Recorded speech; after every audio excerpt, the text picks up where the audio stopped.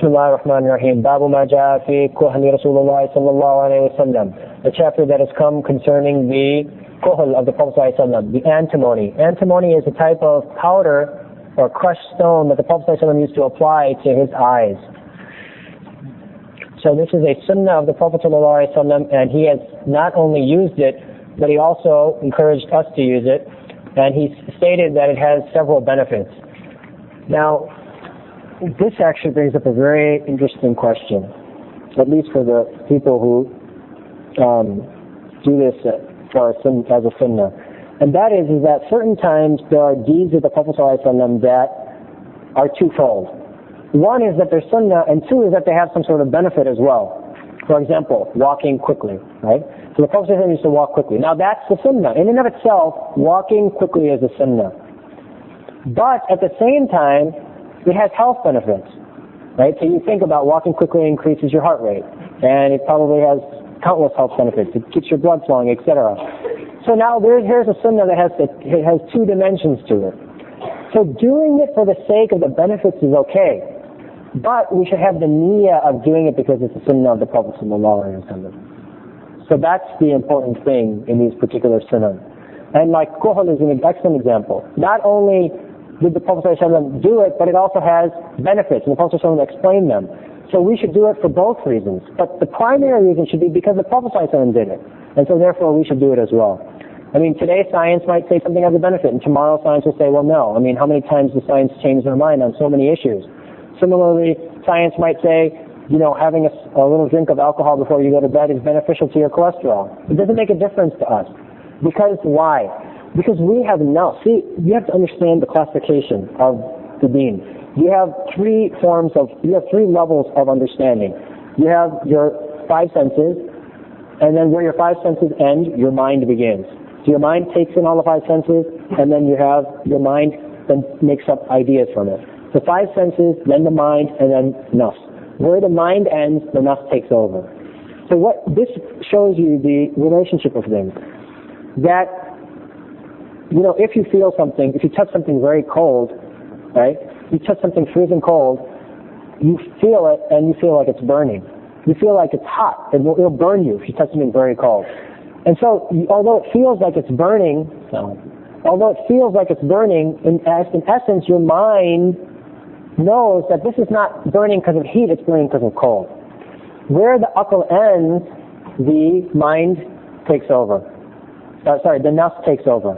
So the nafs always outweighs aql. So it doesn't matter if your mind says, if scientists say, well, okay, it's very, very beneficial for you to have a drink of alcohol, right, before you go to bed, because it increases your good cholesterol and decreases your bad cholesterol, fine, that's aql.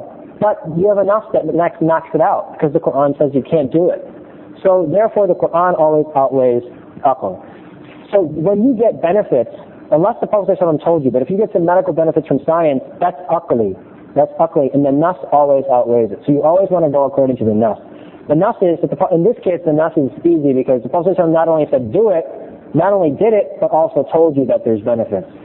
So the first hadith on Aisha radiallahu anha, on Ibn Abbas radiallahu anhuma anna al-Nabiy sallallahu alayhi wa sallam qala, iqtahilu bil-ithmid.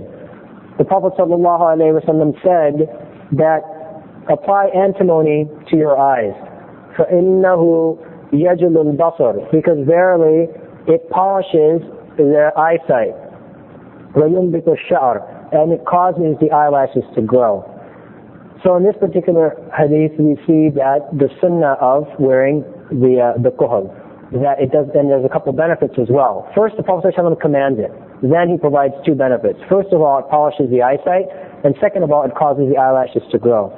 Now, the Prophet ﷺ actually used to apply his antimony before he would go to bed. And the reason the ulama say that he did this was because it allows the kuhl to sit longer in the eyes and actually take its effect. عن ابن عباس رضي الله عنهما قال كان رسول الله صلى الله عليه وسلم يقتهل قبل أن ينام. Ibn Abbas says that the Prophet ﷺ used to apply kuhl before he went to sleep. Then ithmid. Now ithmid is a type of antimony. ثلاثا في كل عين. The Prophet ﷺ used to apply 3 times in each eye. And actually in other riwayat, we see that the Prophet actually used to apply it 3 times in the left, and 3 times in the right, and 2 times in the left. So some of the riwayah established 3 times for each eye, and other versions established, or other narrations established 3 times in the right and 2 times on the left. وقال يزيد بن هارون في حديثه أن النبي صلى الله عليه وسلم كانت له مقتهلة, that the Prophet صلى الله عليه وسلم, he had a container in which he used to keep his kuhul. يقتهل منها, he used to apply his kuhul from it in the naum, at the time of sleep. ثلاثا في كل عين, 3 times in each eye. عن جابر, okay, this is from عن جابر قال رسول الله صلى الله عليه وسلم عليكم بالإثمد. The Prophet ﷺ said that you should stick to ithmid, applying antimony, in the naum, at the time of sleep. فإنه يجل البصر, because verily it polishes the eyesight. وينبت الشعر, and it causes the eyelashes to grow. وعن ابن عباس قال رسول الله صلى الله عليه وسلم إن خير الأكحالكم, verily the best of the types of antimony that are applied to the eyes is ithmid, which is a type of antimony. يجل البصر, it polishes the eyes. وينبت الشعر, and it causes the eyelashes to grow.